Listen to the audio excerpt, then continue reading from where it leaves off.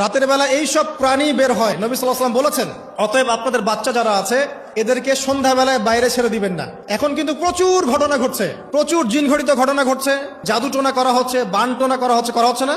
নবী সাল্লাল্লাহু আলাইহি ওয়াসাল্লাম বলেছেন, রাতের বেলা তোমরা বাচ্চাদেরকে সন্ধ্যাবেলা ছেড়ে দিও না, আগে ভালো করে সন্ধ্যাটা হয়ে যাক, যদি ছাড়তে হয় তারপর ছেড়ো।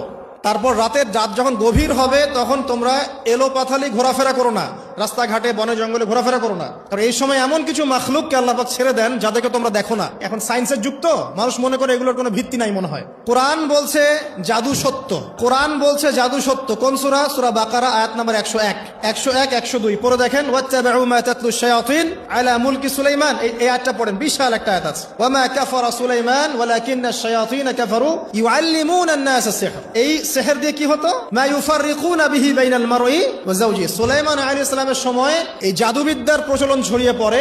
এই জাদু মানুষ শিখে কি করছিল? নারী পুরুষের মাঝখানে, স্বামী স্ত্রীর মাঝখানে বিভেদ সৃষ্টি করছিল। এখন দেখেন না, পরিবারের স্বামী স্ত্রীর বন্ধন ভেঙে যায় না, কেউ কাউকে দেখতে পারে না, এমন হচ্ছে না? খুব ভালো সম্পর্ক হঠাৎ করে সম্পর্ক খারাপ। এই জাদুবিদ্যা সত্য। এবং এখনকার অনেক ভণ্ড যে কবিরাজগুলো বের হয়েছে, এরা জিনকে তাবে করে নিয়ে এই জিনদের মধ্য দিয়ে মানুষের মধ্যে জাদু ছড়িয়ে দিয়েছে। এই জাদুবিদ্যা সত্য। এর ফলশ্রুতিতে বহু পরিবার ধ্বংস হয়ে যাচ্ছে, দৃশ্য অদৃশ্য অনেক ক্ষতি আছে। এগুলো এখনকার সায়েন্স বিশ্বাস করে না। আর সায়েন্স বিশ্বাস করে না বলে যে আমরা বিশ্বাস করবো না এমনটাও নয়। এখন বিজ্ঞান যেটা প্রমাণ করতে পারে নাই, এটা কি বিজ্ঞানের ব্যর্থতা না ইসলামের ব্যর্থতা? আল্লাহ রব্বুল আলামিন এবং তার রাসূল যা বলেছেন সেটাই চূড়ান্ত সত্য। সেটা আমরা প্রমাণ করতে পারি বা না পারি, এটাকে অন্ধভাবেই বিশ্বাস করতে হবে। এটাই হচ্ছে একটা মৌলবাদী কনসেপ্ট। আর এভাবে ইসলামের মৌলিক বিষয়গুলোকে না মানলে কেউ মুসলিমই হবে না। কথা কি বুঝতে পারছেন? আচ্ছা, তিনি বলছেন রাতের বেলা এমন কিছু মাখলুক বের হয় যাদেরকে তোমরা দেখো না। দুষ্ট জিন বের হয়। কি বের হয়? জিন জাতি নাই পৃথিবীতে?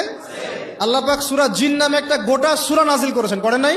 কুল উহিয়া ইলাইয়া আন্নাহু ইসতামা নাফারুম মিনাল জিন্নি ফাকালু ইন্না সামি'না কুরআনান আজাবা। জিনদের একটা দল কোরআন শুনে বলেছিল যে আমরা অদ্ভুত আজব একটা কোরআন শুনেছি। তারপর তারা গিয়ে তাদের কওমের কাছে ইসলামের দাওয়াত দেয়, ওই কওম ইসলাম কবুল করে।